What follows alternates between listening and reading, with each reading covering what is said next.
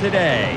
We'll visit the 3rd annual California Hot Rod Reunion, featuring the cars that made the stars and street rods cruising the quarter mile, plus drag racing legends on it for lifetime achievements. From Bakersfield Raceway, these stories and more on this nostalgic edition of NHRA Today.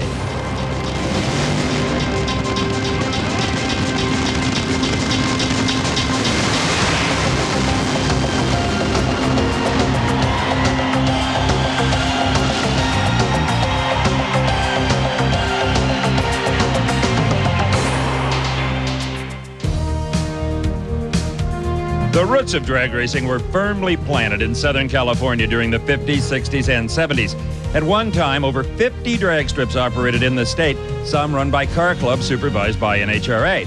When the region's real estate values priced many tracks out of existence, places like Lyons, Irwindale, and Orange County International Raceway became only memories. Today's state-of-the-art facilities are homes to the kings of the quarter mile, but those earlier days are not forgotten. Once a year, NHRA puts on the California Hot Rod Reunion. It's a time when people gather to remember the races, the places, and the pioneers of the great sport of drag racing. Hello, everyone, and welcome to NHRA Today. I'm Steve Evans. Growing up in Southern California, as I did, Bakersfield offers kind of a paradox for me personally. Drag racing, after all, is about going quicker and faster every year. But here, time can stand still. I can shut my eyes and see and even hear those great smokers' meets of the 50s and 60s. Me and my high school buddies going nuts over cars going 150 miles an hour. Of course, that was through the pit area. I come back this year, and here's a lot of those same cars restored and ready to race again. Some of my buddies, too. Unfortunately, not restored. Now, this was supposed to be a one-shot 3 years ago. Well, it's anything but that, thanks to the work of one man, Bernie Partridge, retired Division 7 director. It seems like a lot of people that didn't make the first one made the second one, and same for the third one, sort of rotating, but we keep increasing our numbers, and the cars and all the equipment that's brought out here seems to change, so it's a new look every time we come out. The centerpiece of this year's Hot Rod Reunion is the famed Greer Black and Prudhomme Top Fuel Dragster. Now, I don't mean that portrait, the actual car lovingly restored. Now, this machine made two superstars of individuals in drag racing. Don the Snake Prudhomme as a driver, the late Keith Black as an engine builder. Racing on Tom Greer's wallet, this car went to the starting line 241 times on the West Coast as far east as El Paso, Texas. It lost only 7 times, establishing the Snake as one of the greatest drivers of all time. A lot of other neat stuff around here, too. Let's have a look. A true crowd pleaser was the pass by the fully restored Marcellus and Borscht AA fuel altered known as the Winged Express. Nostalgia racer Mike Boyd ran the revered roadster down the Bakersfield quarter mile for the first time in 20 years. The sport lost Jungle Jim Lieberman in a highway accident in 1977, but his legend will never fade in drag racing, thanks in part to Brent Hayek and his crew who restored his 1970 Camaro in your shop in Oklahoma. First time I've seen it. Yes, this is the first time it's been out, Steve. We just finished it up. Now, we know this was a genuine jungle car. Yes, yeah, we checked it out, checked the chassis and body and everything, all checked out, checked it through the previous owners. And now, Jungle liked them light. Yeah, we mocked the chassis and it mocked out too thin. Now, you've taken the supercharger off it so you can start it up for people and drive it around. Right, we've kind of set the motor up for these type of exhibition events. It'll do a good burnout, and it'll probably run 890 or something like that, but the supercharger is just much too violent and unpredictable for what we're trying to do. And it's historical. This was the last car Jungle had with a Chevy in it. Went to a Hemi after this. That's correct, Steve. He went to the big block Hemi just like everybody else did, and kind of this is the end of an era, so to speak. Nobody can be grumpy at the reunion, not even when it's his middle name. Bill Jenkins, let's talk about that 73 Vega Winds has brought here for us. That car made you some cash. Yeah, well, I had a real good beginning in the 70s, actually through mid-70s. The IRS never came after me hard, but it wasn't bad. That car was unique, too, in a couple of ways.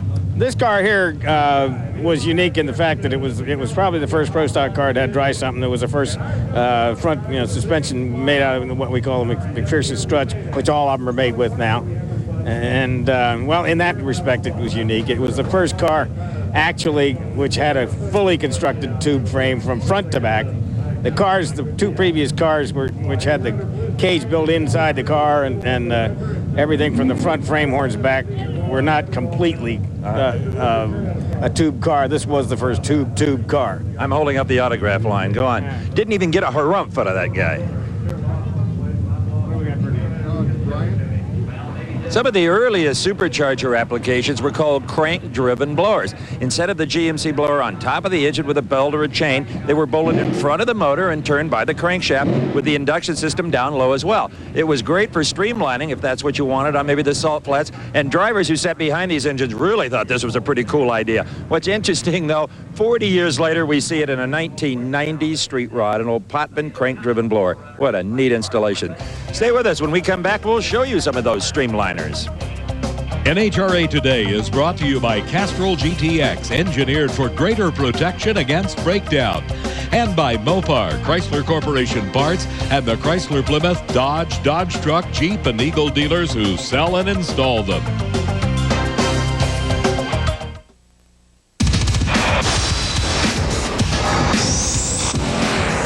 There's one name these drivers turn to for the quality parts that give their cars the edge they need to perform and win.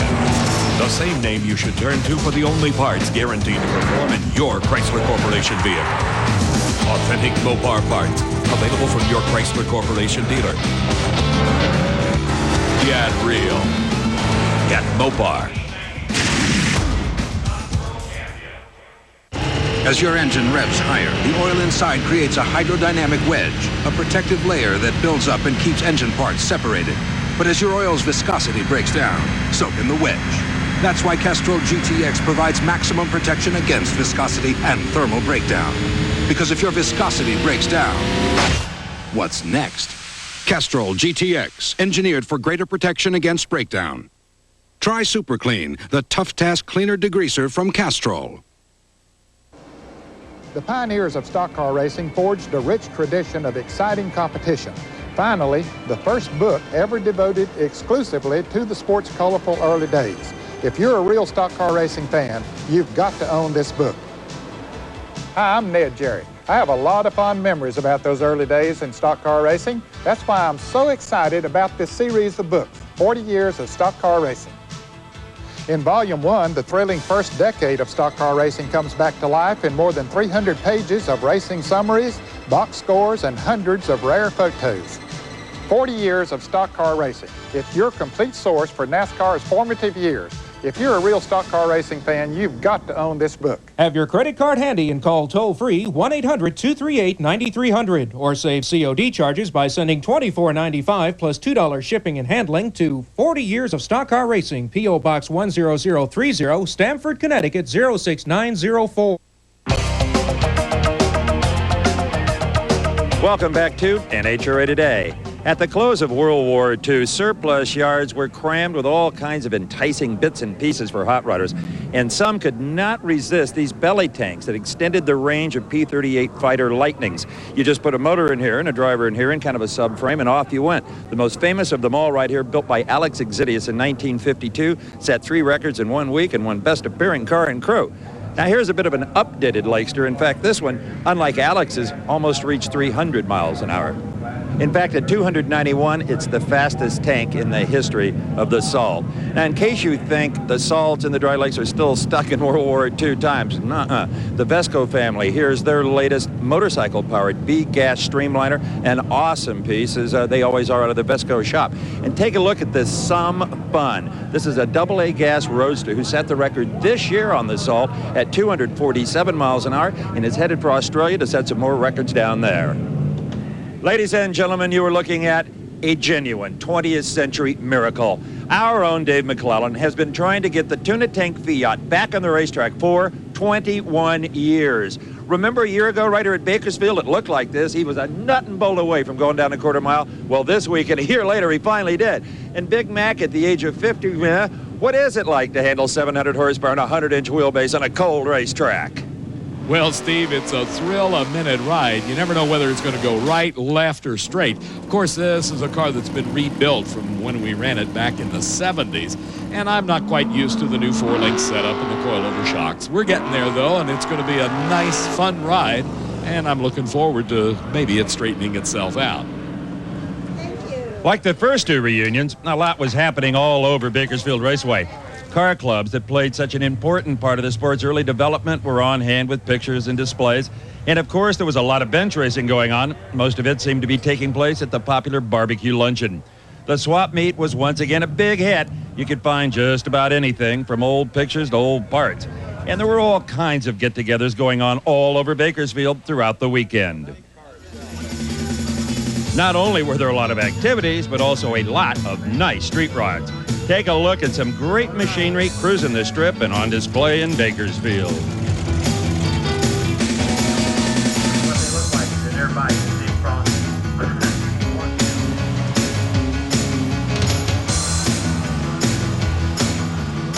I built the car, well, I wanted to build this car since high school. This went a long time ago. And I bought the car, started building it. About 2 years later, it's finished, and we just drive the devil out of it and go every place, different rod runs, car shows, just enjoy it.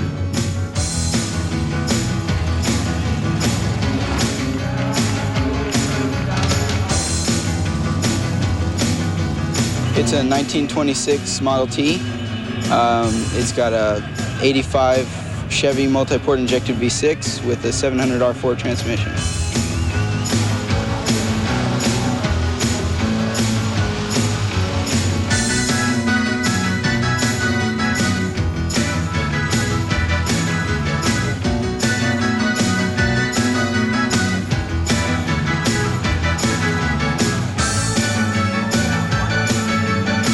We held the world's record for 2.5 years with the car. We sold the car in 1975, and I hadn't seen the car again until 1990. My brother Tony had passed away, and I bought the car back, restored it to original condition like you see it now, and we've been racing it, nostalgia racing, for the past 2 years.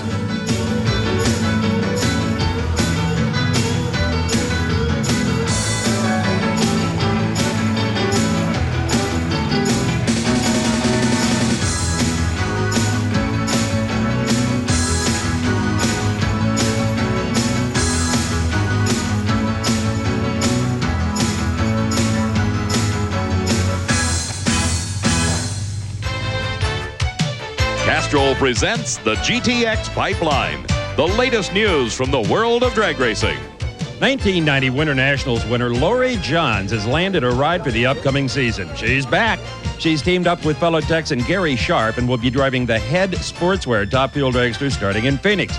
Ronnie Young, one-time driver of the famed Blue Max, will be piloting the team's Nitro Funny car, and the tuning duties for both cars will be handled by clutch guru Bob Otto.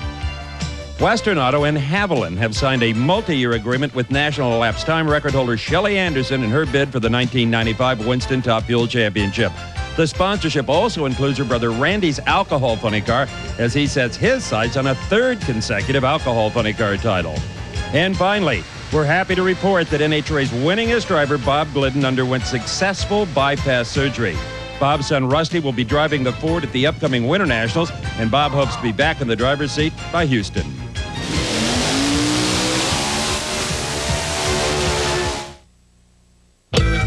If you don't replace your air and oil filters regularly, you might as well drive your car off a cliff, because dirt can really mess up an engine.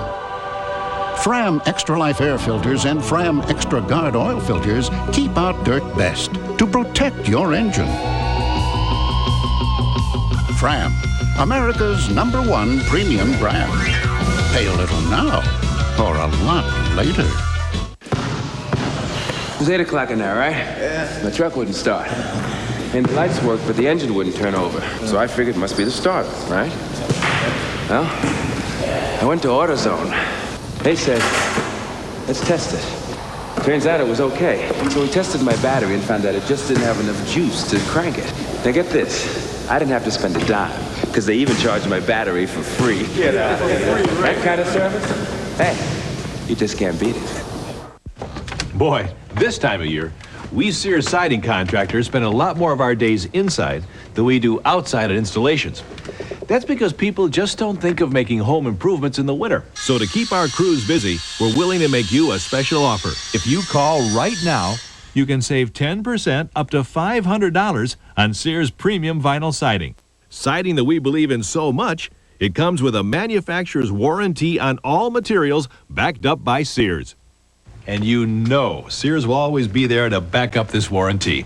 So call now to save 10% up to $500. A Sears representative will tell you about our convenient credit plan that translates into low monthly payments. 100% financing is also available. So call to save 10% up to $500. Go ahead. Give Sears a call.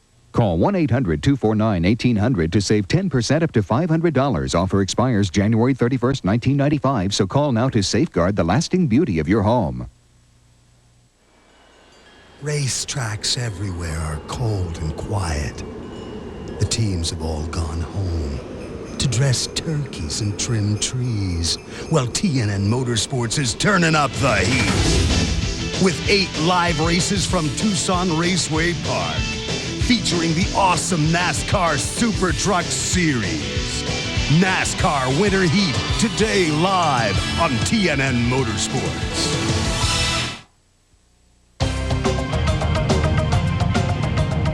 Welcome back, everybody. Today has been more than just cruising the pit, seeing old cars and old friends. There's also been some tremendous racing in the nostalgia class of Junior Fuel. 16 junior fuelers made qualifying passes trying to grab one of the final 8 spots in eliminations. The junior fueler contingent was led by last year's runner-up of this event, Bob McRae from Mission Viejo, California, with a 762 at 173 miles an hour. In the first race of the day, Mike Chrisman, the reunion's defending champion, let it be known that he was out to repeat as he quickly put away Ron here in the near lane with a hole shot at the start. Another former winner of this race, Mike Brown in the far lane, had trouble getting his dragster in reverse after the burnout. But when he did make it back to the line, Jim Paul was generous as Paul fouled and the Santa Fe, New Mexico driver was headed to the semis. In the next race, Don Taros cut the best light of the first round in the near lane, but when his dragster got a little out of shape, that's all Ron Pratt needed to motor by Taros and pick up the win. In the last race of the first round, Don Shanks in the far lane was just 5 thousandths too quick off the line. And number 1 qualifier Bob McRae got the easy win. The semifinals was a rematch of last year's Junior Fuel final. Mike Chrisman in the far lane took on McRae. When the light went green, Chrisman's dragster did a huge wheel stand off the line. Still, after he got his car straightened out, he was able to make a race out of it. But it was just too much to overcome the lead, and Bob McRae was headed to the final round. Let's take a look at that start again in slow motion. Now that brings back some memories of some great wheel stands from yesteryear. In the other Final Four race, Ron Pratt was paired up with Mike Brown in the far lane. In a close race all the way down the quarter of a mile, Pratt was able to overcome Brown's hole shot at the starting line to pick up the narrow win. That set up the final. In a race between friends, Bob McRae in the far lane got off the line first, and by mid-track, Ron Pratt was having problems, making McRae a winner after coming so close last year. Here's Steve with the winner. Nowhere a nostalgia racer would rather win than Bakersfield. Thank you. It's been great. It's been a great season. I got to thank my crew and my guys. Ron Pratt, that I raced in the final, he owns the motor in it. What can I say? As we look at Bob McRae being presented the winner's trophy, we want to remind you that next week on NHRA Today, we'll have the Wins Top Fuel Nostalgia Race from right here in Bakersfield at the Hot Rod Reunion. And now, Red Wing Shoes wants to take a moment to tell you who's hot in the world of drag racing. When the late John Zenda found what was left of the Albertson Olds near Birmingham, Alabama, Don Radican was chosen as restoration supervisor. And Don was able to restore the car that Leonard Harris drove to victory at the 1960 U.S. Nationals in Detroit. Radican, who had worked on the original car during its heyday, used pictures to help bring back this championship car. And Don didn't miss a single detail. It took Don 8 months to rebuild it, with the first appearance at the 40th U.S. National celebration. At Bakersfield, it was a big crowd pleaser, too, bringing back memories of those triumphant days in Southern California. Our congratulations to Don Radican, and be sure to keep watching next week when Red Wing Shoes will once again tell you who's hot in the world of drag racing. As you might imagine, here at the reunion, a lot of trivia contests are going on. No one better at it than this man, NHRA founder Wally Parks. Okay, I got one for you. Who was the first member of NHRA, the first membership card? First card was issued to a young man named Kit Williams. And he and his brother were twins. They both sent their memberships in at the same time, and we had to toss a coin to determine who was number one and who was number two. And now membership is above 80,000? Over 80,000, and an annual turnover on the thing. We don't know how many total enrollees we've had over the years. Have a good weekend. Thank you, Steve. You know, that 80,000 should include you, because by joining NHRA, you get National Dragster magazine.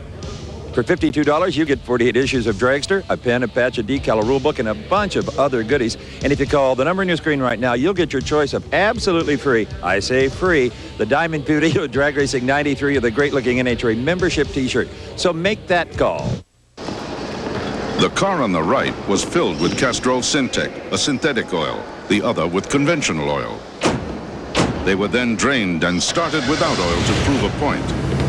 You see, Syntec has a unique molecular structure that bonds to engine parts. Lab tests show it leaves a layer of protection far stronger than conventional oil.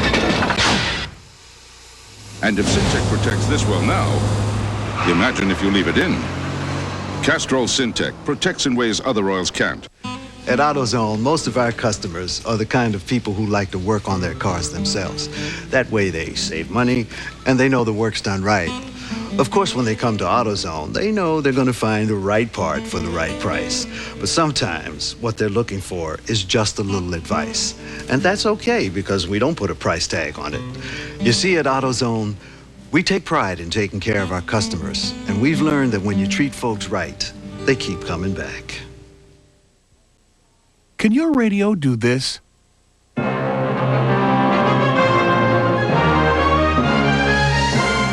Only one radio gives you stereo sound this big, yet it's small enough to fit almost anywhere. The incredible new Wave radio from Bose. Press the remote control and hear sound like you've never heard from a radio before. Big, rich sound that really fills the room. You hear music the way it was meant to be heard. Clear, full, incredibly lifelike. You've got to hear the Wave radio to believe it, but it's only available from Bose, the most respected name in audio. Call our toll-free number. We'll send you a free information kit about the Wave radio. You'll learn how we make such big stereo sound come from a radio this small. Call for more information about the Bose Wave radio. It'll make a difference in the way you listen to music. A big difference. Today, come along with Ed Bruce as he searches for the finest custom trucks this country can offer. You'll see all the latest aftermarket accessories and visit the most scenic spots in America. Truckin' USA, today on TNN Motorsports. Welcome back, everyone. It's a special time here at Hot Rod Reunion 3. Linda Vaughn being congratulated as the Grand Marshal of the event, and Bernie Partridge, the chairman, is about to honor some special honorees. The first to be honored was Grand Marshal and no stranger to the winner's circle, Linda Vaughn. She's one of racing's most popular personalities and has been throughout the last 3 decades. Her long reign as Miss Hearst Shifter and subsequent public relations assignments have made Linda one of the sport's most effective goodwill ambassadors.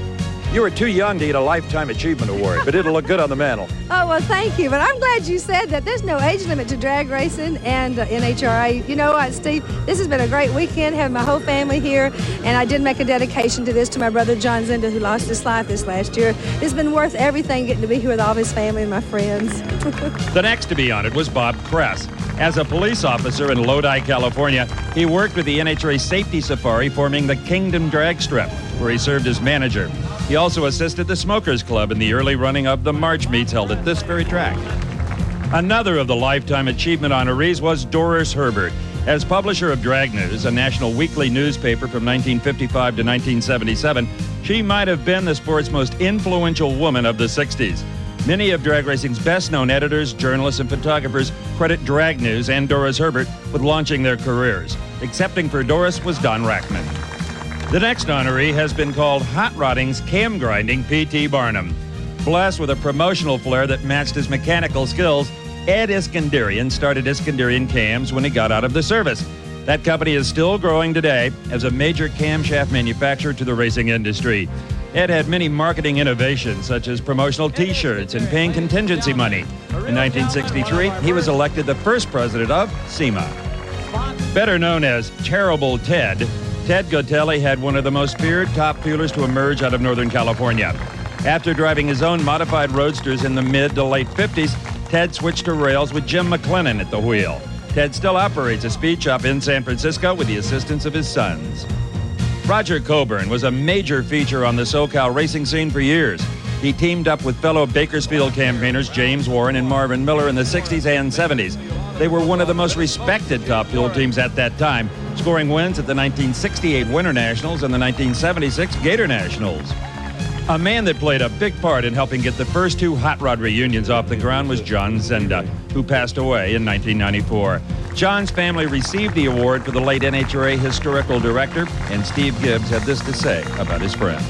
I think everybody here gets, a little choked up when you think about, a year ago today, John was here, part of this, handing out the trophies, and a part of it, and now he's not here, and it's hard to take. The next honorees were members of the original Safety Safari, who went around the country in 54, 55, and 56 and introduced organized drag racing to the other parts of the United States. I don't think any of us realized at the time how important it was in the project that they had, but what it was something that established drag racing as an acceptable part of motorsports in America, and as far as I'm concerned, the #1 motorsport in America.